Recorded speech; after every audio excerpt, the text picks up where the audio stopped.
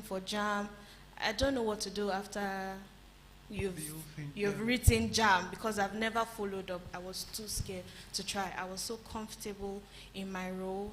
I was putting my life to the work, morning, day, and night. Norovalgi, that's what they call me. I did everything just to secure my spot in that business.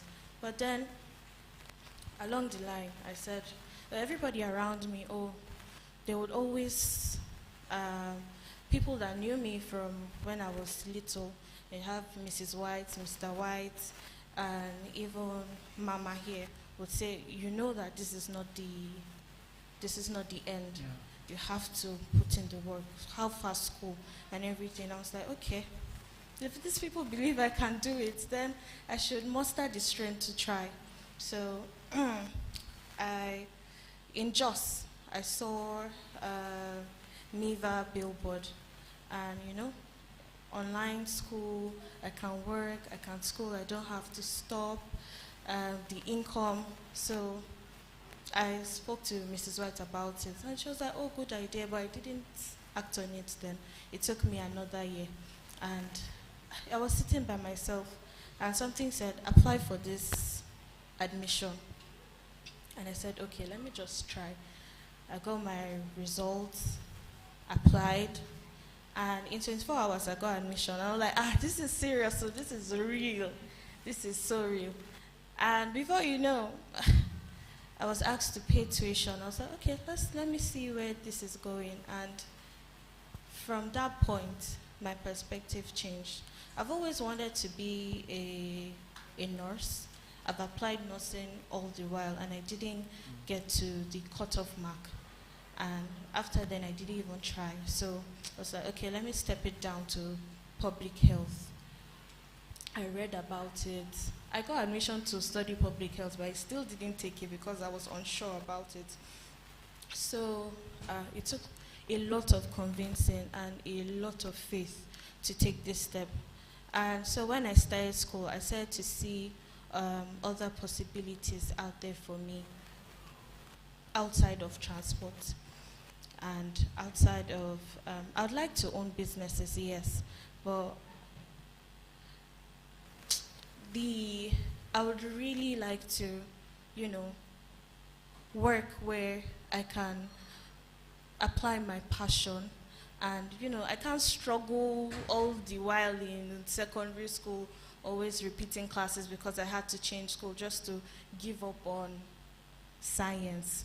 My mom was so big on, you need to read science. I'm like, this science, I must do it. So right now, right now, I plan to explore my opportunities in public health, and also along the way develop myself personally and professionally. Of course, I'd like to be seated here more often to speak to people and share my story with them and be a source of encouragement. So yeah, can we just celebrate that? So we have to be very fast because I'm very conscious of time. We have just 6 minutes more to get this done. I would have loved to take a question from the audience, just one entrepreneur. If you have a question, okay, Mrs. Unamchi has a question. All right, I'll come give you the mic now. Okay, thank you, sir.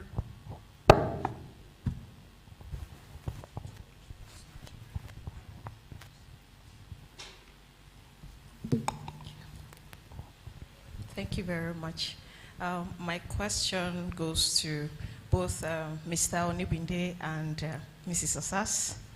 I'm wondering, how do you know when your business is at a point where you need to pivot or make the difficult decision of switching entirely into something else? Perhaps this is just not working. You need to not just changing strategy and staying on it, but change into another idea entirely, or maybe you need to, restart and re-strategize. So how do you figure out what exactly your business needs at a certain point? And when do you get how do you identify that your business has gotten to a point where, okay, this is probably not going to work. Maybe I should try something else. All right, so we'll just take the questions at a goal so that everybody can benefit from it. My president has given me instruction, and I remain loyal to our democracy. I do my job with excellency. Thank you to those that completed it for me. Ask your questions. Okay. Okay, so I'm going to ask her question first and then mine. So many of us have dreams that demand a great deal of time, energy, and resources, while also juggling other responsibilities and expectations. You can actually read the question so that they will get it. Okay, sorry, sir. What mindset gave you the confidence to commit despite the uncertainty, and how did you determine what deserved your time and attention when your ambitions competed with other priorities? Should I take the question again? That will be for you. I should take the question again. Okay. What mindset gave you the confidence to commit despite the uncertainty, and how did you determine what deserved your time and attention when your ambitions competed with other priorities? Okay, you now ask your own question. My question, All right. So, Mr. Ndidi, I don't know if you've served in a corporate space before, but my question is, how does someone who is most especially functioning in a corporate space work or dive into entrepreneurship without sacrificing that corporate work or professional 9-to-5 work? How do you not necessarily switch over, but handle both at the same time, especially for someone who is starting out afresh? All right. Thank you very much. Yes, I worked in several corporate spaces. Always wanted to be an entrepreneur. Your question, really, the way to answer it is, what is your goal? What is your vision for yourself? I mean, I tell many young people, forget now, where do you see yourself in 10 years? Because, like I said earlier, when my dad told me 10 years, I thought 10 years was forever. But blink, and now it's already 10 years. So you need to have a goal and a vision for yourself. In 10 years, where do you see yourself? What do you see yourself doing? Do you still see yourself doing this career in 10 years? I'm going to use myself as an example, or ourselves, my wife and I. When we got married, my wife was in banking, and she was up there in banking. And I could not possibly tell her that I'll quit banking then and come and do associated mineral. It was not possible. But it got to a point that even she knew that she was our chief employment officer. You know, so you need to do it in such a way that one will get momentum while you are doing what you are doing, without sacrificing the other one. That means you still give your all to your corporate work, and then on your own time, you work on your own dreams. This is what I want to do. And you need to articulate it and be very clear. Did I answer your question? Yeah, can we celebrate that answer? That was actually a very, very good answer. I think she asked, what of the second question? Yeah, Femi's question on the phone. I was just asking, how do you able to make choices between things that you were required of outside of your dreams, that's your responsibilities, and how you were able to balance it, basically? So I guess she's talking about like a practical stuff. Like, okay, how you, sorry, I didn't get you very clearly.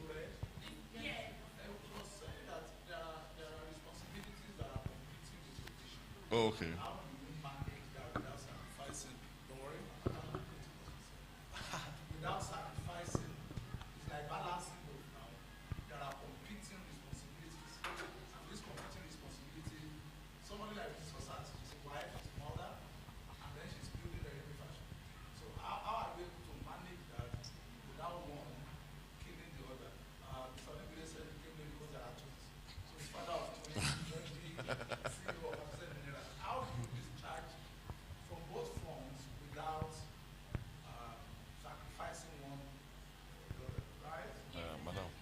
Okay, let me attend to Mary's question, then I'll come to this.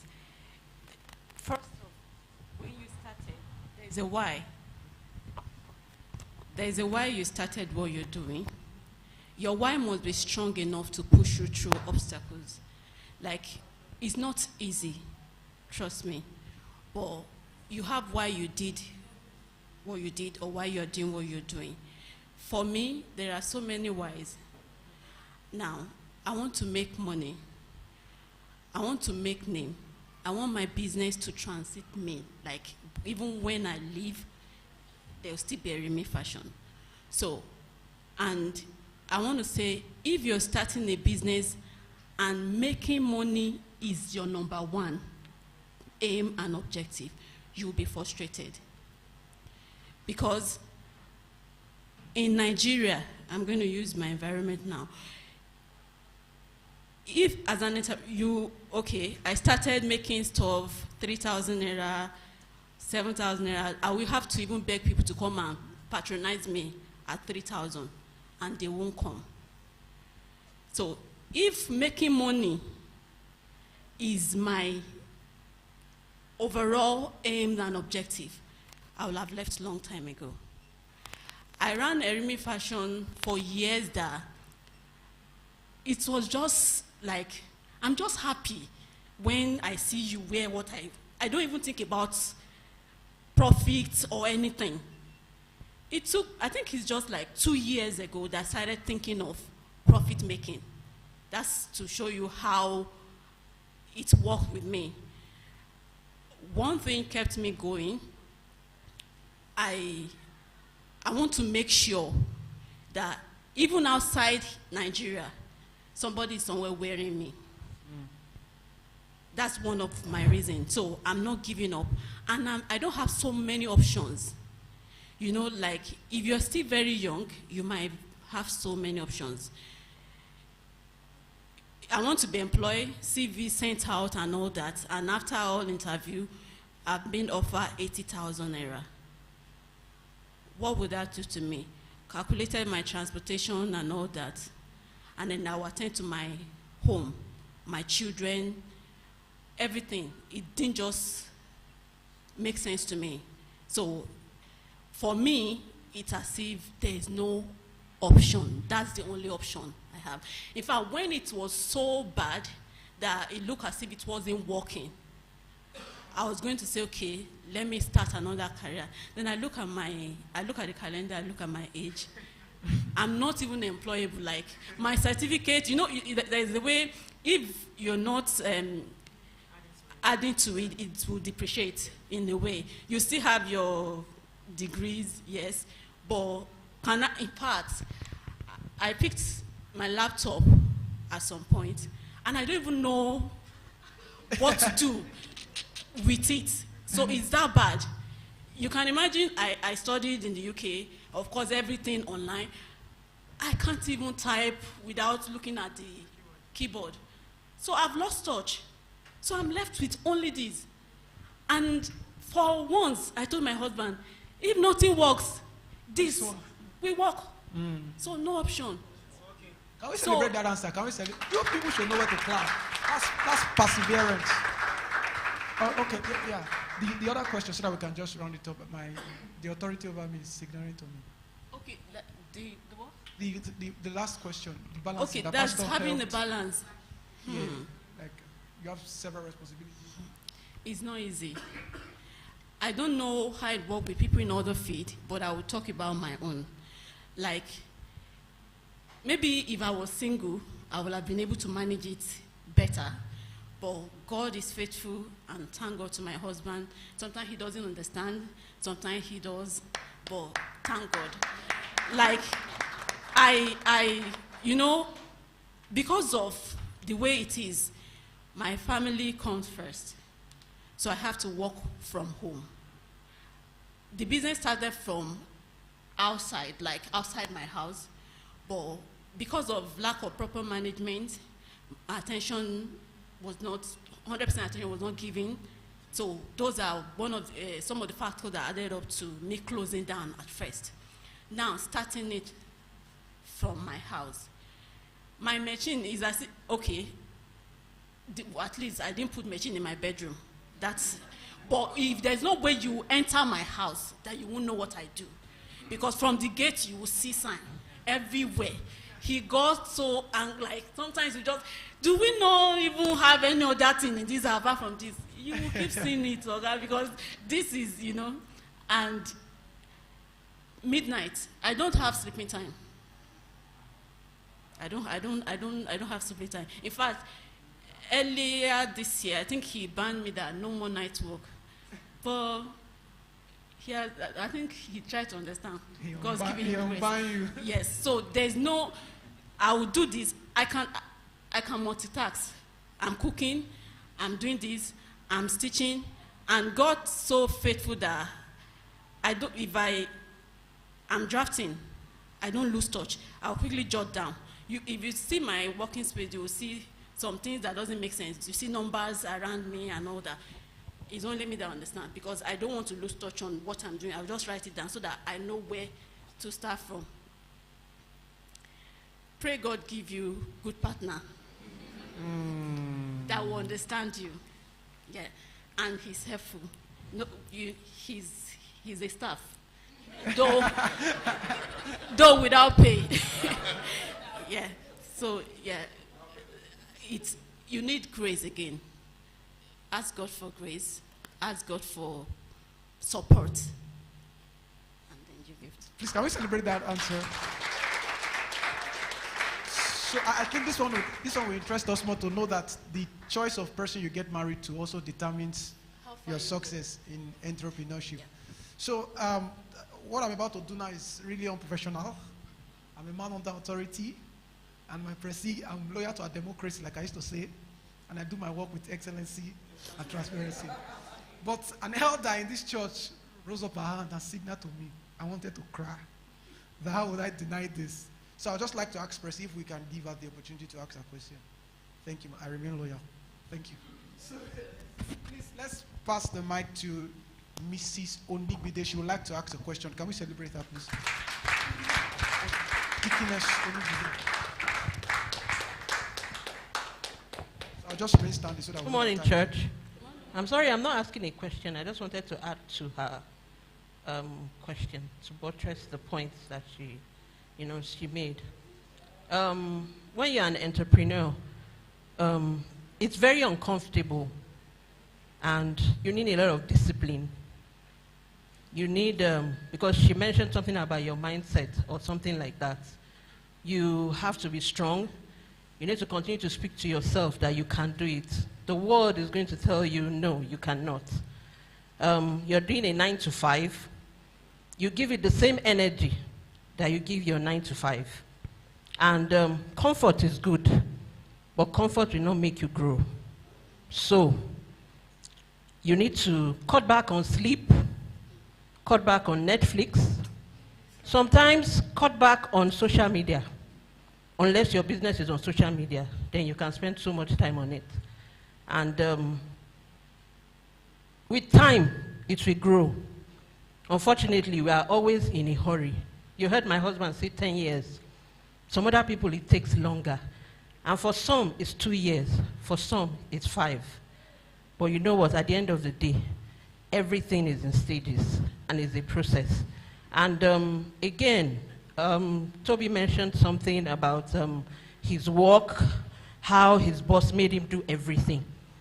And from my experience, especially young people these days, you say, oh, they say I should come and be doing bookkeeping, and you want to stick to the bookkeeping. That will not help. Be everywhere. If you're doing your 9 to 5, it's like doing Ajayi. Do the Ajayi and let them see you doing it everywhere. Guess what? When you live there, they will remember that, oh, there was somebody that came here, and she never complained one day that she was doing extra. Toby now has experience in what? Videography. What again? Photography. Everything. Editing. Did he leave it in his place of work? He took it away. No experience is wasted for every one of us. There's none. Even if it's tapping your finger, that, oh, come and be clapping. It's not wasted. Let's not be in a hurry. that, oh, I want to make money, I want to grow, I want to diversify, I want to leave my work. There's no experience that is wasted. And guess what? If you pray and you trust God, He will lead you and tell you the right time to pivot and to leave that place. Thank you for having me. Come on, can we celebrate that contribution? Outliers, can we please rise up on our feet and celebrate this wonderful... I thought you were going to have a special session, sir. Okay, as a man under authority again, Your Excellency, I have to follow through the right detail. But before we do that, since, oh, Dad, you want to ask questions, sir? Okay, there's an authority to ask questions. Okay. Let me follow the line of... Yes, sir. Let me follow the line of hierarchy. Your Excellency, I ask and I beseech you again, to the highest order, we would like to give the opportunity for Dad to ask his question. Can we celebrate Dad as he asks his question, please? Thank you, sir. All right, thank you very much. For me, I don't want us to rush and then we skip what is supposed to be the core of our conversations. And that's why I want to ask these questions. And I'm directing the questions particularly to, this panel is in twofold. It's supposed to be the upcoming and then the people giving their experience to the upcoming. So I'm going to be focusing the question to Daddy and Mommy who are to act like, give insight into what we're doing. And there are two issues here that I want you, or I need you to clarify for us. Number one, is entrepreneurship all about capital? Because what we hear today are plenty of youths, plenty of young people with plenty of ideas, and when you ask why they are not doing what they've always wanted to do, it is always there is no money. There is no capital to start it. So where is the place of capital in entrepreneurship? Is it all about capital? Number two, I want you to speak from your heart that if today, Mr. Onigbinde, you have the privilege to start all over again, what will you do differently? And I want Mrs. Osas too to weigh in on that. Looking back where you are now, we thank God for the progress, we thank God for the journey. But if today you can wind back the clock and you want to start all over again, what are you going to do differently with what you know now? So please, I need answer to those two issues. Thank you very much. The answer to the first question is yes and no. If you say is entrepreneurship about capital, what is capital? Capital includes even your human efforts. So yes, entrepreneurship is all about capital. But in the context that you meant it, is it all about cash? And the answer is no. You will never have enough cash. Dangote is looking for cash. He just had an IPO, he had a private placement, he just raised $2.5 billion. He's going to the IPO, he's going to raise more money. But here's the thing about cash. Cash, when people tell me there's no money, I used to laugh. I laugh. Every time somebody tells me there's no money, I laugh. That is the biggest illusion, is a lie, and it's not true. There's always money. The fact that your bank opens its door every morning tells you that there's money. Because if you know what a bank is supposed to take money from people that don't have and give it to people that have. If you don't want bank, leave it. Ideas bring capital. There are people that have already made money and they are looking for ideas. People that are older and they don't have the energy to look for ideas, or they don't have the energy to look for concepts. So the fact that you are young and you are strong and you have ideas and God is giving you these ideas is not a mistake. You know, if you look at it even from the scripture is very intentional about telling young people that don't let your youth be taken for granted. This is the reason, because there's a reason. At this age, there are things that, you know, God gives you. So capital will always follow good ideas. Somebody said good ideas will fund themselves. Once you have a good idea, money will come. And the way it works is you must become the first person to sacrifice. Nobody will put his money inside your business without looking at what you have done. So even if you don't have cash, how much sweat equity have you put inside? How many hours have you worked on that business? I hear all sorts of excuses. People tell, I don't have an office. When we started our business, I don't have an office. Today I have an office, I don't sit in the office. And sometimes I look at my wife and I laugh and I'm like, I don't want to go to the office today. She'll say, work from home. Now, is that not where you started from?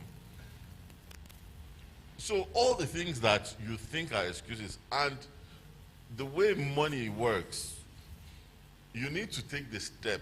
As you put one foot in front of the other, the money comes.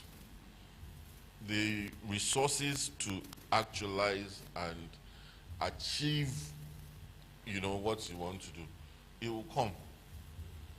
But if you sit down and you say, I'm waiting for, it's like, I tell many people, when we started our factory, the first person I met was Pastor. Pastor, I have X amount of money, I want to start. Pastor said, before you finish, you would have finished before you. When we started, that X amount finished in 1 week. I said, Pastor has set me up.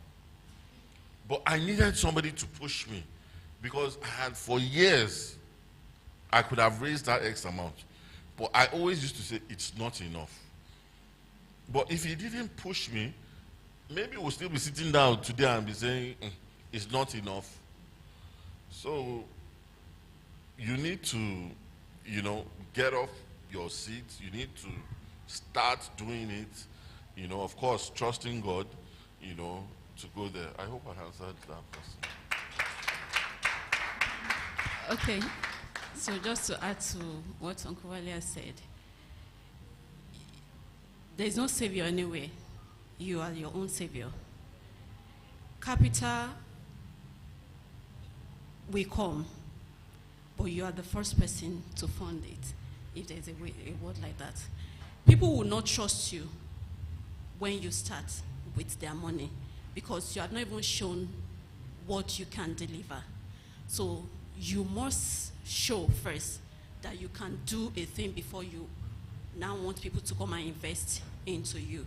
If you have to drop ship, if you have to render services, maybe do laundry for people to raise something small to start, please do it. And don't wait for the big money. Nothing is too small to start with.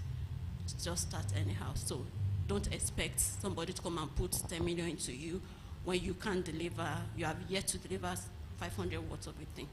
Yeah. And the question of what I will have done differently, I think if I'm to start again, I'll put myself out more. Because you see this social media thing, it works. I used to be somebody who don't have, will I say, enough confidence in myself. Most of the time I doubt myself if I can. Like, I'll do a video, I'll delete. I'll do a video, I'll delete. I'll look at my space, I'll like compare myself to others. I'll look at their aesthetics and look at my space. I work from home. I'll do a video, I'll see dining, spoon, something. I say, no, this is not Instagram worthy. I'll design stuff, I will send it to clients, they will take pictures and send to me. I'll like, but she was not even conscious that she wants to send it to a brand. Somebody standing like this and saying, I won't post. So if I'm starting all over again, if I were to start today, I'll put myself out there like heavily. Because sometimes it's not just what you sell that people need. People can relate more with your personality. That you're even talking to them, they can relate more. They want what you have. So that's what I will do differently. What I would have done differently is I would have not done all these things that I did. I would have, the minute I had the concept and I proved the concept, I'd have spent all my time doing, what God has called us to do. Yes. So, anything, sir? Anything else, sir? Okay, so you said you have a question. Okay, I think we should, President, should we just go on ahead? Your Excellency, please. It's not. I don't listen to other people. I listen to only you. What should I do? I should go ahead. Thank you, ma. All right. Thank you so much, sir. Thank you, ma. And please let us appreciate our moderator, Mr. David. Thank you so much. All right, sir. I have several questions, but I'll just pick one because of our time. My business is at a phase right now where some challenges are really springing up, much more than I can bear and handle. And I'm sure some other people too can be in this phase, right? So, sir, ma, I understand the part of humble beginning where you have to start, and most times you have to do free jobs often, so that, because it is on that free jobs that you even get to build and you know your capacity, right? But, sir, at some point where you have worked on yourself to a point where you can charge for your service, I don't know if you are experiencing this or you've experienced this at the start of your business. Did you face any challenge like debt in your business? Like, we work for clients and they are owing you money, the money is not coming in and all that. Because I'm in that phase right now where I am not a salary earner anymore, right? So it is this job that I do to you that would give me money to fend for myself.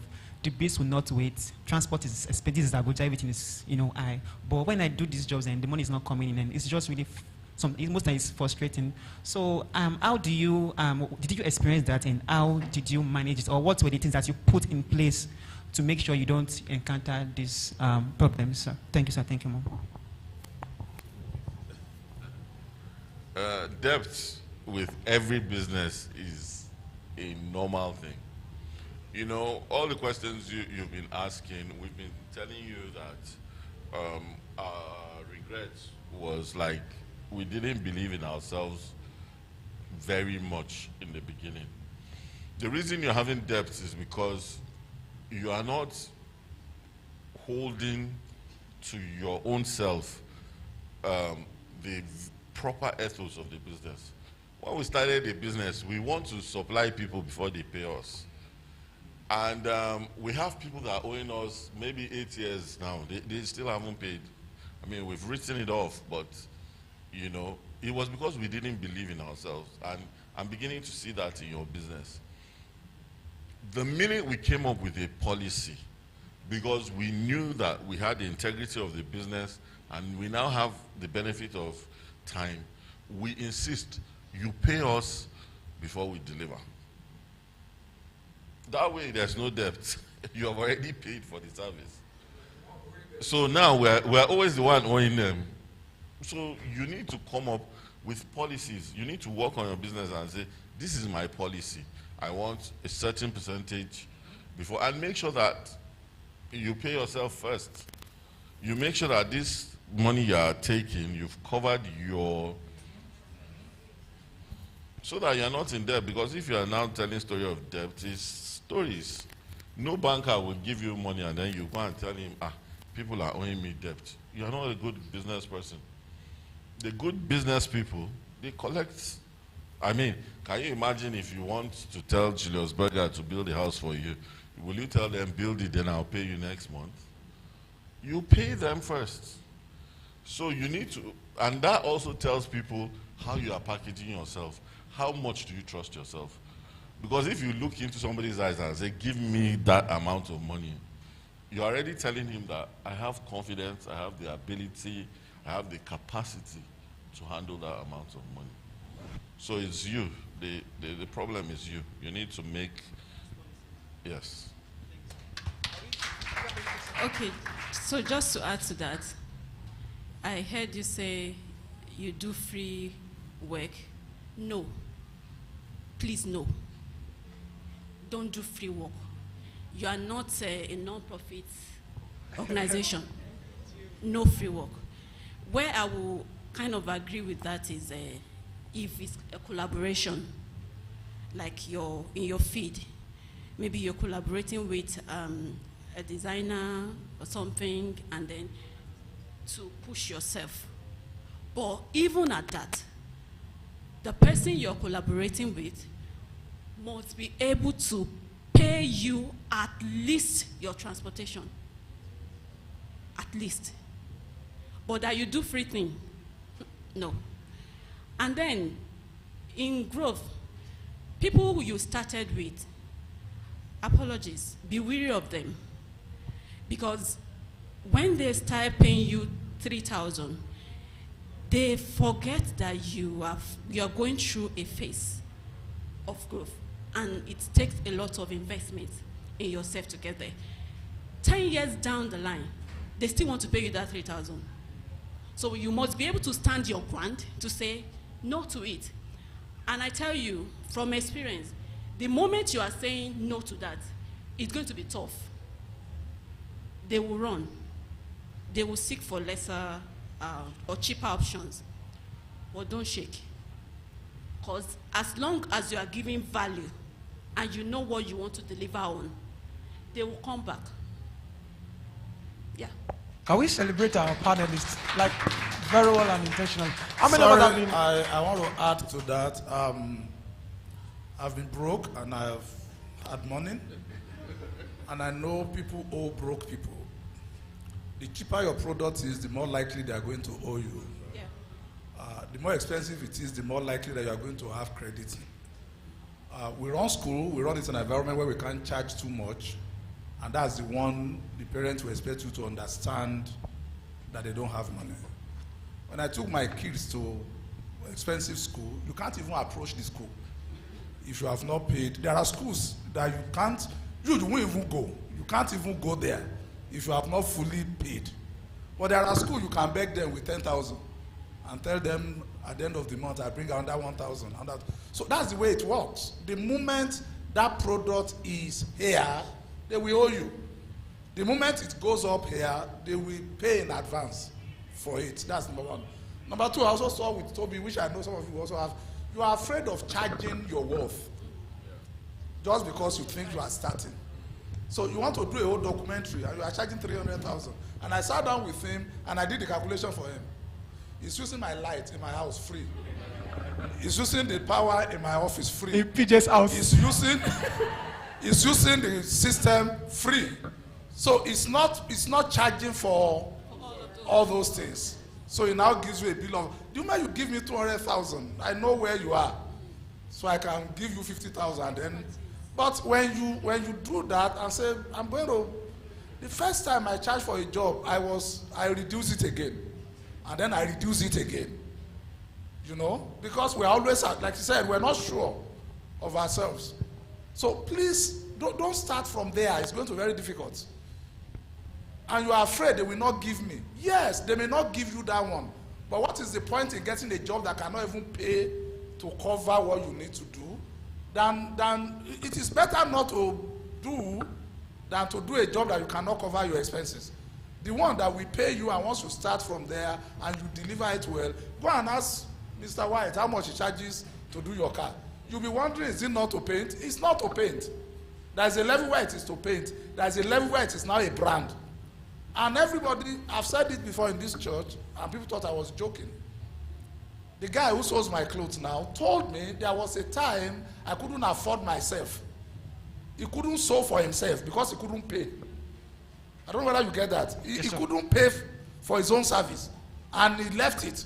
So it's not everybody that can afford some services, but from experience I've come to know, if you are sure of what you are doing and you are delivering every time, honestly, people will give money and wait for when you are available to come and do their job, then give you 50,000, and then before you recover the money, you have already spent more than that. So don't be afraid to charge. And for me, I do the sign. When I say pay me 50% at the beginning, that 50% has covered everything. Everything. Going to site, paying order, everything. So from day one, I'm not in debt. Whatever you are paying after, I'm already, that's why I can walk away from some things, because I've already, that's the way it is done. So whatever you are getting, we deliver what you want to do, and then you can move. Can we celebrate these answers? How many of us are enjoying the conversations? I would not deny you. Since Dad has given us the grace to go on, I think a lot of young people decided to ask questions. But I'd like to follow Your Excellency with transparency. Can I please ask them the questions? Can they be free to ask their questions, ma'am? They are much. 10 more minutes. All right, we'll take the 3 questions at once, and then 4. Okay, you. 10 more minutes. No more excellency transparency. Straight to the point. All right. Good morning, or is it good afternoon, everyone? So my question is, when you have an idea and an idea hits you, what litmus test, yes, can you put an idea through to determine its worth and viability?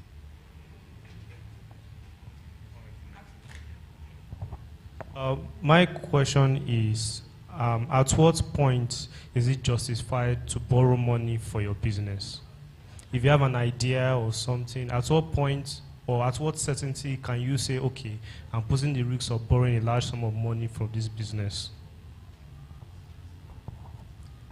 It's regarding Toby's question too. Like now, we say we should not do free work, right? But now, I bake, I cook. In a situation when someone in this church, maybe like another person, comes to me, yes, okay, I want you to do this thing. I know how much they charge out there, but considering family, all those things, and I'm trying to now bring it, bring it down. Am I supposed to do that?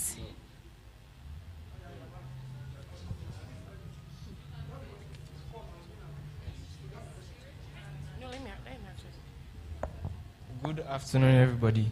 My question is, if it's for like a tech startup now, once you have built your product or you have built whatever it is you are willing to sell, how do you enter the market?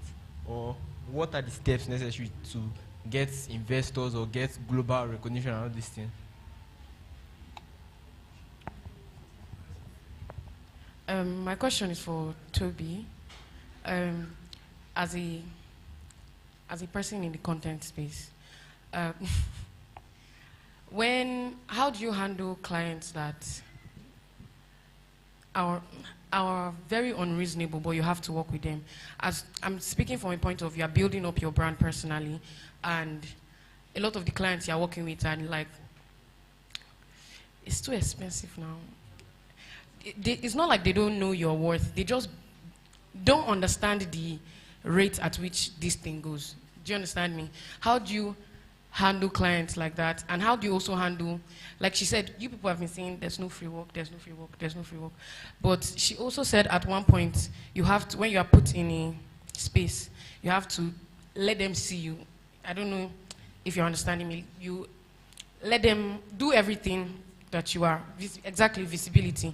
I was put in a job that I actually quit recently, where I had to be the social media market manager, I had to be the content lead, I had to drop marketing plans, videographer, photographer, graphics designer for all these things, and honestly the salary was not worth it. But then after I left the job, everyone was asking me, why did you leave? You're supposed to just stay there, you know, this is building experience, and blah, blah, blah, blah, blah, blah, blah. You are answering all the questions. The first one is, how do you explain? Yes, because I feel like there's a point where you should explain to them how this thing goes, even if they're not going to pay you, so that when they meet somebody there, they kind of know how to approach that person. This is coming from a point of being a Christian. Do you understand? How do you explain it to them in a nice manner that it is? Yes. Then the second question is, that whole, you must be everywhere, but you also need to charge for your services and know your worth. How do you fix all of that in one box? Because we are giving a lot of vague answers. Thank you so much. I'm sorry I'm not excellent and transparent, but the thing is that I wish the younger people had asked questions first. You want to answer some of the questions? So if Mr. White answers the question, we are going to, please, because I'm looking at the time and we have like 6 minutes more. Toby, you know, these people are business people. As Pastor said, you reach a point where you have to charge. That charges you make might not say that, okay, it's 50-50. Every business person knows that. Like personally, I can charge you, something might go wrong on the process. The same thing with you. You can do a graphic designer and something go wrong. You pay for whatever you have done. So when nothing is free, there's a point, there's a time, whatever you do, you make the money. There's a time, whatever the thing will cost you too. So now imagine yourself going for less. Then you have to now, the money that you are at this thing, you have to move it to be able to, like I tell my customer, I will not use my savings money to finish your work for you. That's straightforward. Whatever I've saved, I save from Mr. Onibundibody. Then he said I should come and use it for Otobi. It's not going to work. So in business, you have to be careful, whatever. It's not going to work. If you have free materials, you want to do it for me free, no problem. But if you have to go and remove money from what you have saved to use to build yourself, that's wrong. Okay. Sorry, sir, I'd like you to answer. Let me just control it because of the time. It's okay. Thank you, Ma. I'd like you to answer the litmus test question first so that we don't forget the first question. Then what you now want to say, Ma, you say it after. I'll answer litmus and the yes, so that questions. Litmus test is very simple. One, I suggest that every new entrepreneur must have a mentor. And a mentor is not just somebody older. It must have been somebody that has done what you want to do before. It's going to save you a lot. It's going to save you years of experience. I mean, I have an example. Somebody that built his factory after I built my factory. He came and said, Mr. Nigmini, I want you to be my mentor. I was even afraid.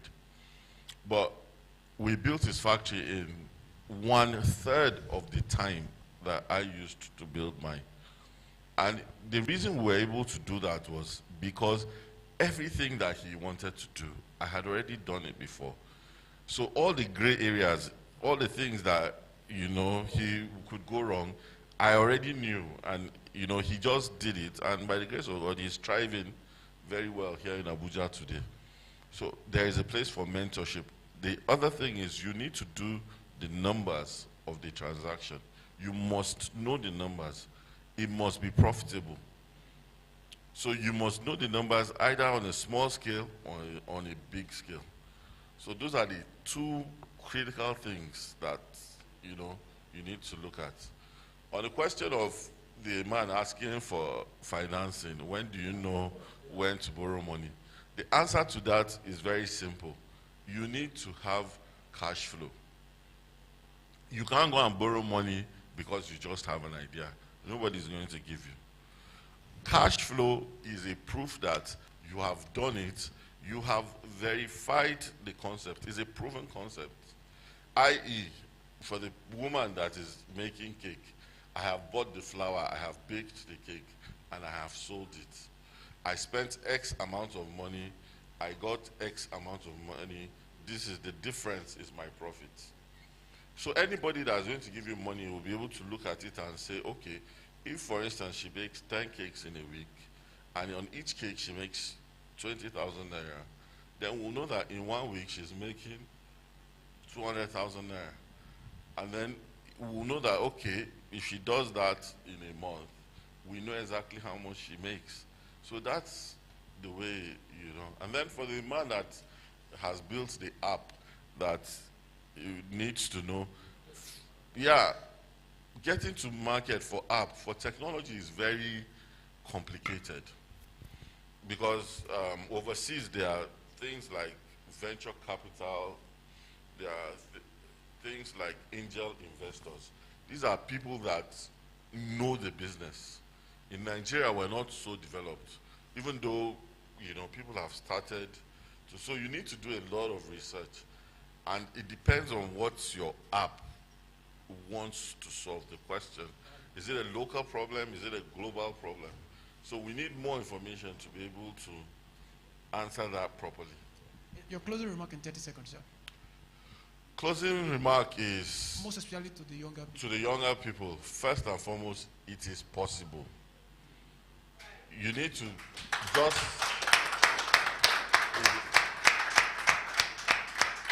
when we started our business, the money that me and somebody fought, now when people pay that money, I don't even know. I don't even talk to customers that pay that money, to the glory of God. But we serve a God of possibilities. This country is possible. So your dreams are possible, they are valid, and you can do it. You can do it. What you wanted to say? Yeah, I was going to react to what she said and what Yetunde said. Please.